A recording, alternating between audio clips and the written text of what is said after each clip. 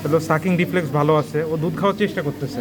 তাহলে যত তাড়াতাড়ি সম্ভব মায়ের বুকের দুধ খাওয়াতে হবে। হ্যাঁ, এই মেয়ে বাবু 2.5 কেজি ওয়েট। এই মেয়ে বাবুটার আমরা নর্মাল ডেলিভারি করলাম এবং নর্মাল ডেলিভারির পরেই বাচ্চাটা এই যে কামতেছে। এখন মা আপনাকে কয়েকটা জিনিস বুঝাই দিই। হ্যাঁ, একটু আসেন এদিকে। এই বাচ্চা যদি আমরা দেখেন, এই যে হাত দেখি, হ্যাঁ হাত, তারপর পা, এই পাটা একটু নীল হয়ে গেছে না, এটাকে বলে মাইল্ড পেরিফেরাল অ্যাক্রাল সায়ানোসিস। হ্যাঁ, যে জন্মের পরে বাচ্চার এই যে হাত, তারপর এই যে পা, হ্যাঁ এগুলো একটু একটু নীল হয়ে যাবে। এটা নিয়ে ভয়ের কিছু নাই, এটা কিছুক্ষণ পরে ভালো হয়ে যাবে। হ্যাঁ, ও এই যে কত সুন্দর কাঁদতেছে। হ্যাঁ, তারপর দেখেন হাত দিলে এই যে দেখেন অলরেডি কী করছে, খাচ্ছে। হ্যাঁ, তোর সাকিং রিফ্লেক্স খুব ভালো, দেখেন এই যে আমার হাত খাইয়ে নিচ্ছে। হ্যাঁ,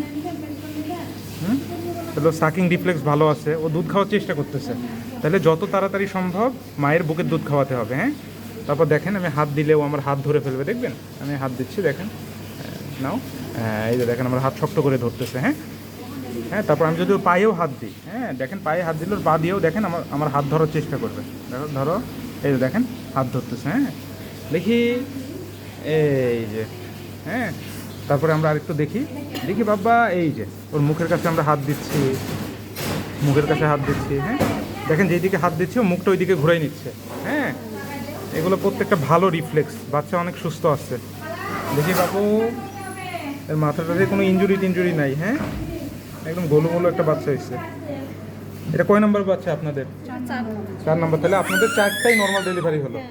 আচ্ছা ঠিক আছে, তাহলে বাবুকে মায়ের বুকের দুধ খাওয়াবেন যত তাড়াতাড়ি সম্ভব। হ্যাঁ, বুকের দুধ ব্যতীত প্রথম 6 মাসের ভিতরে কোনো কিছু খাওয়ানো যাবে না, ঠিক আছে?